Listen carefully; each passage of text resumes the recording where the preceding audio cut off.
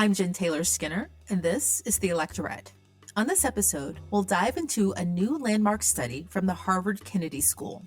The study suggests that Black women may have worse career outcomes when their teams have a greater share of white colleagues. And one reason this study is so important is because most research on inequality in the workplace looks at hiring practices and pre-hiring practices, or what we often refer to as the pipeline. But this study looks at what happens post-hire and how the racial makeup of a team changes the career trajectory of people on that team, specifically Black women. Dr. Elizabeth Linos joins me to discuss this study that she and her co-authors published this past November. Dr. Linos is an associate professor for public policy and management and faculty director of the People Lab at the Harvard Kennedy School of Government. In our conversation, Professor Linos will walk us through this data, including how the racial makeup of a team affects things like promotions, performance evaluations, and attrition rates for Black women. Dr. Elizabeth Linos, welcome to the Electorette. Thank you for having me. So there's been a lot of research focused on trying to understand why racial inequalities persist in the workplace.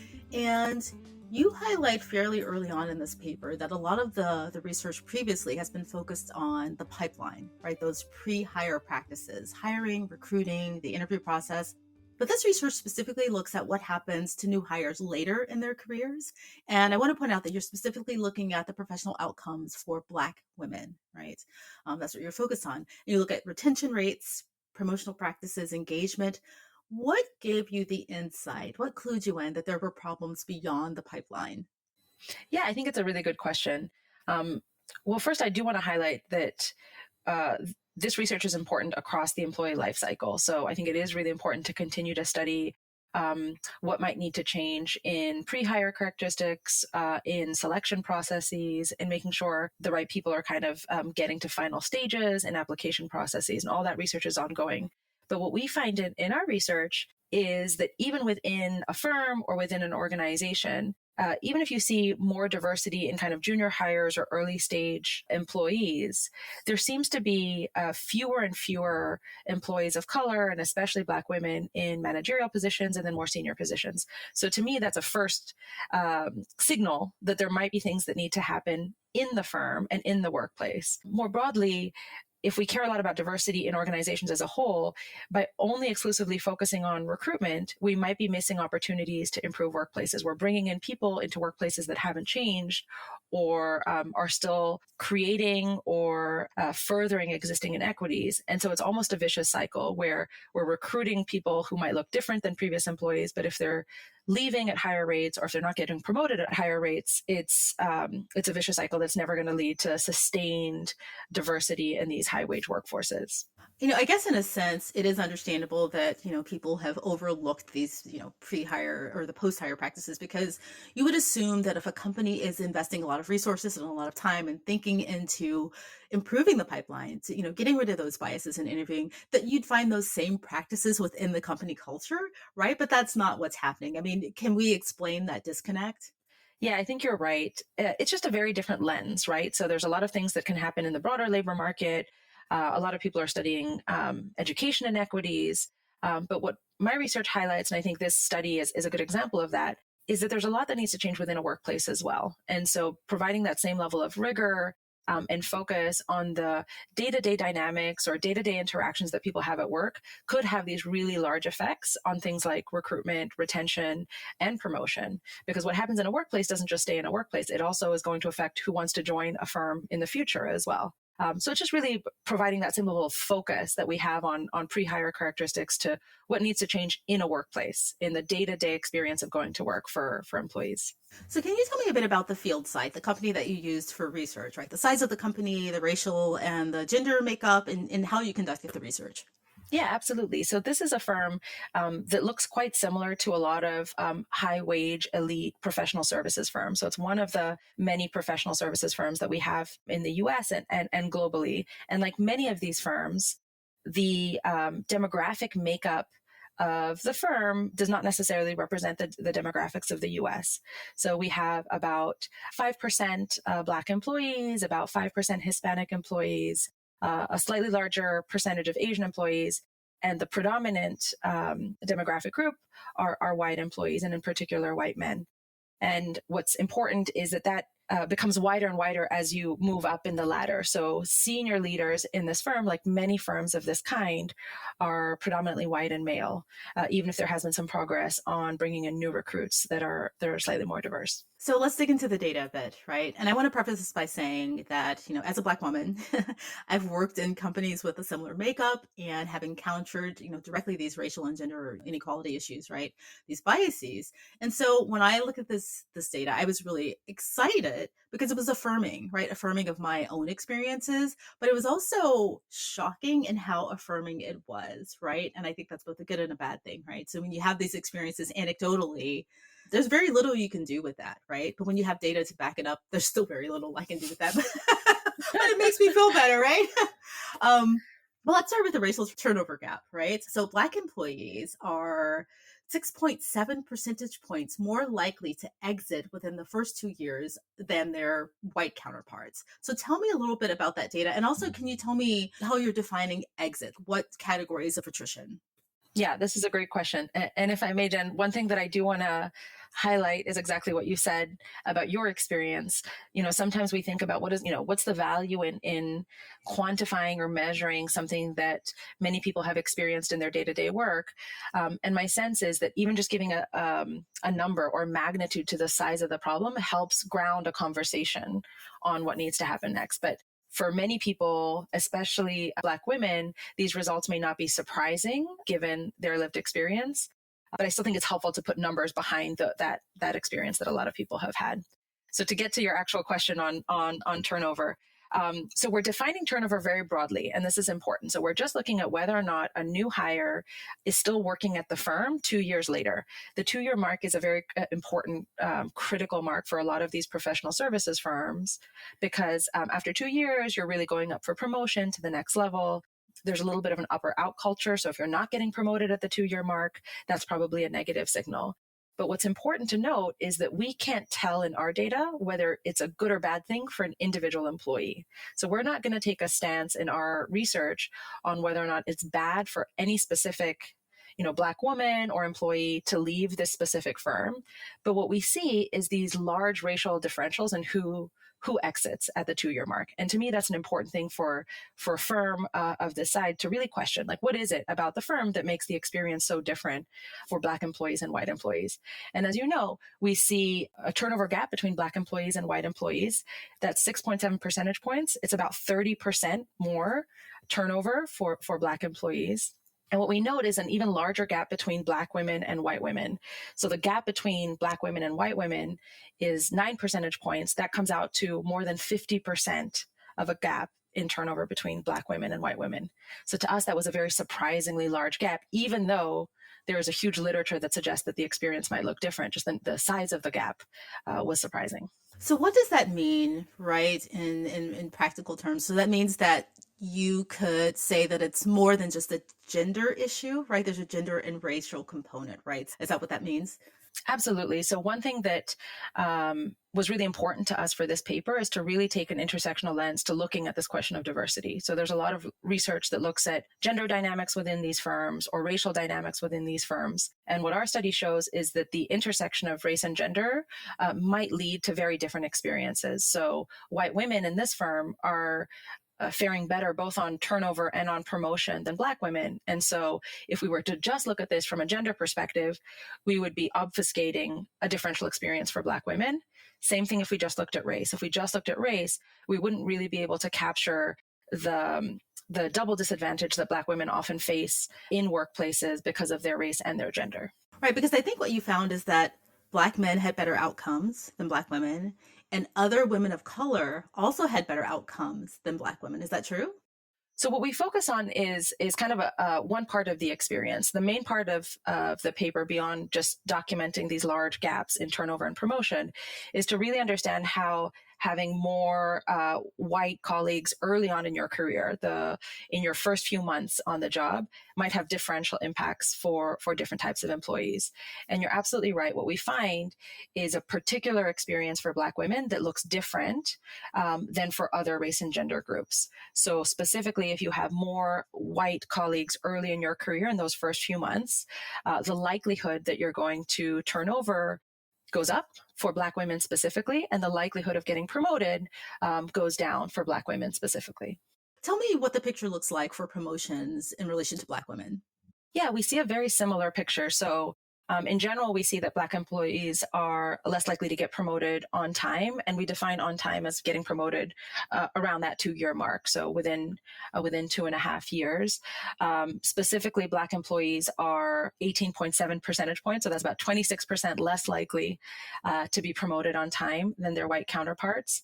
And again, we see the same pattern where the more white colleagues you have early on in your career, the less likely it is that you get promoted subsequently at the 2-year mark if you are a Black woman. Right, right. And then as your career goes on, there are less opportunities for promotion because probably the assumption internally is that there's something with this employee that warrants their not being promoted, presumably. Yeah, so we don't look at that specifically, but you're absolutely right. The sense that we got both from our qualitative work and from the data itself is that the 2-year mark or that first promotion is really critical for long-term career outcomes. And in general, in this firm, as in many firms of this kind, if you're labeled as a low performer, not only are you more likely to not get promoted, you're also more likely to turn over, shortly thereafter. Yeah, so let's talk about performance reviews. So what did you find there?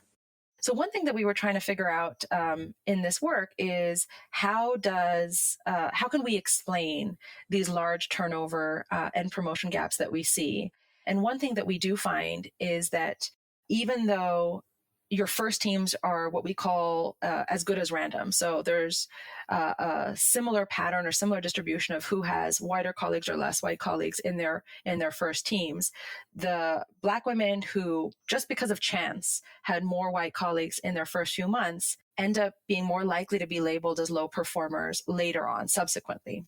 So that starts to point to a potential dynamic that's happening that we can't capture in the quantitative data, but that we hear about it in qualitative research and interviews that we do, and speaks to a whole range of research about how those first experiences at work or those first interactions with colleagues at work can have long-term consequences on who gets labeled a low performer later on, and ultimately even just the work that you do later on subsequently in terms of the allocation of your time, what you end up working on, who your network might be as you continue in a firm, and ultimately turnover and promotion. That piece of data that you just mentioned, which is basically kind of the root of this research, was kind of a showstopper for me. So essentially, just to put it plainly, and you can correct me if I'm restating this wrong, but the more white coworkers you have, if you're a Black woman, the worse outcomes you'll have across the board, just generally, right? You'll have, worse performance reviews. You may leave the company earlier than your counterparts. Is that too oversimplified? So let me restate what you said, Jen. So one thing is, we're limited in what we can say because we can only talk about the outcomes that we can see in the administrative data. So we don't have kind of granular data about all sorts of other outcomes that might be important. But with the data that we can see, you're right that having more white coworkers early in your career seems to have these negative impacts on Black women. One thing I do want to emphasize is that we don't know for any individual woman whether or not turnover is a bad or good thing. You can imagine a world where if the dynamics at work are not good, it's a positive to exit that firm. That's not what we're studying here. But from an organizational perspective, given how costly turnover is for a firm and how large those gaps are and how early in one's career we see this turnover, yes, that is what we find, that kind of dynamics that happen early on with more white colleagues have these subsequent negative effects for Black women.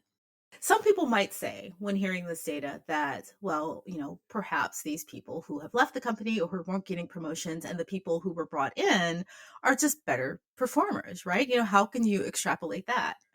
Yeah, it is something we hear. And I think Black women face many narratives around performance. But I actually think our study points to a very different finding. So the fact that there are low performers and high performers in the workplace is going to be true regardless of race and gender. But your performance shouldn't depend on how many white colleagues you have early on in your career. So if it were true that this was just a fixed characteristic of the employee, right? It was just that the Black women, for example, who were hired were just low performers in general, we wouldn't see the effects that we see. So what we're seeing here is something that says, look, it's not about some fundamental fixed level of performance for specific groups of employees, but rather something about the workplace dynamics early on that increases the likelihood that they're going to be labeled as low performers. So what I kind of find important in this study is to really emphasize that low performance and who's labeled as a low performer changes not based on the characteristics of the employee, but based on who their coworkers are early in their career. So I want to talk about another thing that you measured, which was engagement and participation, which seems like a harder thing to measure. How did you measure that and what were the outcomes there? Yeah, you're right that it's a harder thing to measure. And there are other kind of research techniques and research methodologies that really try to dig into the day-to-day, ways in which people participate in a meeting or show up at work. And we aren't able to capture that. What we are able to capture are a couple of things. One, how people score their engagement on a broader kind of engagement type survey. So a lot of firms have surveys or employee surveys where they ask about engagement. We don't see any differences there between employees who had whiter colleagues or not. Another measure of engagement that we use is essentially how you spend your time in this firm. So in this firm, as in many firms of its kind, you are allocating your time to either client-facing billable work or internal work or training.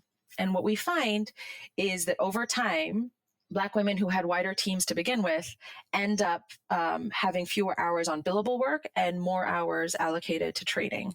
Now, again, I do want to emphasize that this isn't the general pattern. This is if you have a wider team initially, subsequently, later, over the next 2 years, we see less billable hours. So again, this is a really clear indication that there's something happening early on in one's workplace that is affecting how Black women end up billing time. And it could have many different explanations that we can't see in our data. Right. So I'm just trying to understand that practically. So does that mean when you say like less engagement and less billable hours, do you mean like they're engaged in fewer high profile projects or fewer meetings or fewer opportunities for networking, or what does that mean practically? Absolutely. So we don't see that they're assigned to fewer projects, and they're not assigned to, fewer high profile projects. That could have been one of the explanations for the patterns that we see. We just see that they're reporting fewer client-facing hours compared to employees who had fewer white colleagues early on in their career. That ends up mattering in these types of firms because it's a sign of success to bill more hours, to have higher billable hours in your reports. But what we can't see in our data is, is this someone who is doing the same amount of work but billing fewer hours? There's some research that suggests that that's the case. Or is it someone who, because they haven't had the same opportunities or the same network or the same conditions to be able to bill more hours, end up billing fewer hours? And we see both in our qualitative research. So we see some employees saying, I was made to feel like I should be doing this faster. And so I was billing fewer hours because I thought I shouldn't be billing as many hours as it actually took me. I should have been faster at, doing a specific task. We also hear from other interviewees, I tried to speak up in meetings and my ideas kept getting ignored. So over time, I said, there's no point in me speaking up in meetings because no one's even listening. So both of those things are coming out in qualitative research. And there's a large evidence base for potential ways in which initial dynamics could affect future engagement and participation. But all we can see is actually just the final, hours in the administrative data. It sounds like the employees that you talked to, the Black women specifically, had a sense of what was happening to them. Did you get that feeling? Yeah, we were very fortunate to speak to employees from all races and genders. And there were some patterns that were true across the board. So a level of anxiety about what factors are going to play a role in promotion, or what does it mean to look good on the job. And then beyond that, we certainly heard from Black women an additional set of work or stressors that they had to manage to be able to be successful in this firm. And I do want to emphasize, I would expect the patterns to look very different in other firms of this kind that are high wage elite firms that are dominated by white men. I don't think it's specific or unique to this firm. But we heard about the additional workload required to manage identities in a meeting, or to feel like networks that were available to some employees might not have been available to all employees, and in a sense that initial dynamics between managers and employees might look different for Black women than for other groups. Yeah, and I think you mentioned this earlier, but I think another showstopper for me in this data was the fact that white men specifically had the greatest impact on the trajectory of a Black woman's career, right? Yeah, that's exactly right. So, our first finding is we see having more white coworkers ends up having these effects on turnover and promotion of Black women in particular. But we take that same intersectional lens to look at which white coworkers make the biggest difference. And exactly as you note, we see that white men in particular, so having more white male colleagues early in your career has a larger impact on Black women, especially when it comes to promotion and the effects on promotion. No, there's a lot of data to parse through here. And of course, I'll post a link to the study in the show notes, but I really want to invite people to take a look at the study, right, and go through the data. There's a lot more detail there than we've been able to really cover in this conversation. And again, I hope people will find something affirming in this data. Elizabeth, what's one takeaway, a broader takeaway that we should consider when we're looking through this data? This research really points to one causal pathway that might explain inequities at work. The staffing decisions at this firm look very similar to staffing decisions at all sorts of firms. And what we find is that a seemingly neutral decision on, who works with whom can have these disproportionate effects or differential effects for different employees. So to me, it just points to the need for more research on how seemingly neutral decisions about how you get on your next project or who gets staffed with whom can have these effects. I'd love to see more research about how, firms that depend on networks for projects and for promotions end up disadvantaging some groups over others. Right. This seems like a really hard problem to solve if we're just specifically looking at or only looking at numbers, right? But because if you just think about the population, Black women will always be outnumbered in firms like this, right? So how do you even get at solving an issue or coming up with solutions for something like this? It's a great question. And a lot of the research that we're doing coming out of this finding and this study is really getting to the idea of, okay, what happens next? Or how do we start looking for solutions? My sense is that this research points to an area where we have limited evidence on what works. So how do we think about changing the behavior of white coworkers and white men in particular in firms such that these dynamics don't end up becoming the norm across all firms? We have a lot of research and a lot of efforts that try to adjust the behavior of Black women, whether it's through mentorship programs or training programs or support programs. But we don't have as many initiatives and interventions that are really tackling the behavior of white employees and white men. And so I'm excited to see more research that really focuses on interventions that tries to change the behavior of the dominant group in these firms. And I think we can make a lot of progress if we at least acknowledge that that's part of the challenge we're hoping to solve. Right. Good luck with that. Thanks. Sorry. And you're absolutely right. I mean, I know that there are lots of programs, for Black women and minority groups, telling how to, integrate and succeed in these environments, but fewer on the people who actually have the power to kind of shape the culture. So, again, good luck. I mean, it's honestly, as a researcher, it's our job, right? As academics to document the challenges, but also point to potential causal pathways for improvement. And I think this research really points to an area that was understudied. We're not just looking at average effects for white employees versus non-white employees. We're not obfuscating the differences between race and gender groups that are all employees of color.